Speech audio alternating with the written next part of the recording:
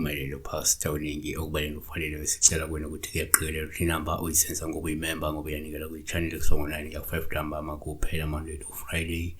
au WhatsApp.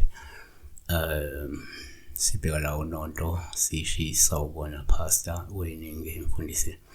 kibophe ngiginyiswa yinja uma isizongifica yavele yaphelwa ngamandla. Dog was chasing her, but when it was about to reach her, it got powerless, and yeah, nakusho inja iyaba isitha inje yaba umuntu yanje ingaba ithongo, but in this case I don't think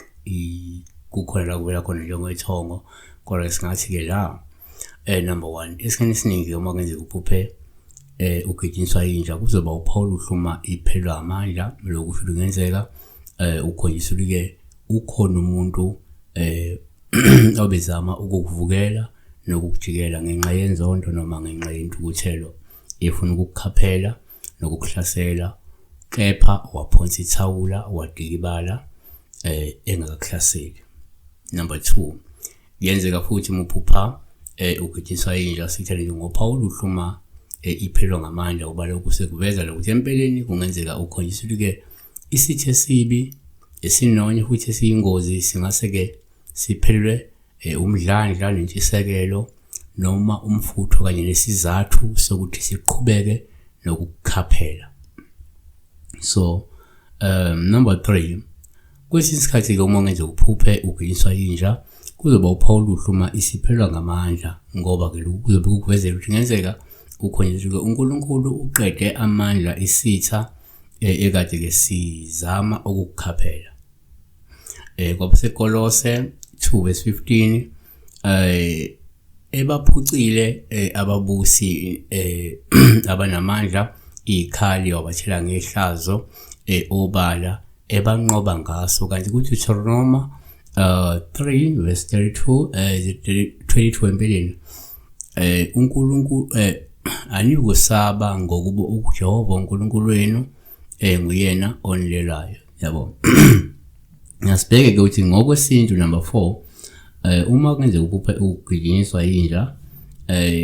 kuPaul ngaba uluhluma isiphelwa ngamandla ngoba lokho kungaveza ukuthi ngenzeka sikhona isidalwa noma ithongo ebelicasukile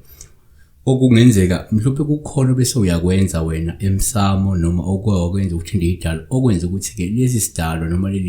lithongo beliza ngolaka kuba bese liyeka ukuza ngolaka liyeka ukuza kungentukuthelo ngenxa mhlawumbe kukhona bese uyakulungisa kukhona bese uyakwenza okuqondene nomsamo nomqondene isidalwa okwehlisela olaka kuphi esidalweni besifuna ukuza kuwe ngolaka noma biziza ngolaka. Siyabonga kakhulu ke besibheka la udaba lokuphupha kugijinyiswa inja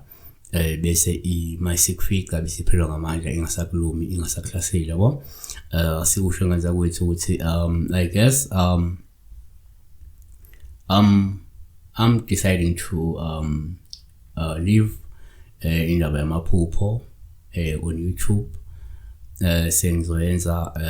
privately, so to those people abazobe bengifonela kuphela then I will need to use my energy ngisebenzise kwezinye izinto. Uma ekhona umuntu othi I know i-channel uyayifuna and he or she has a good offer or a table angeza ayithathe le channel, but if une offer right ngizomsiyabona.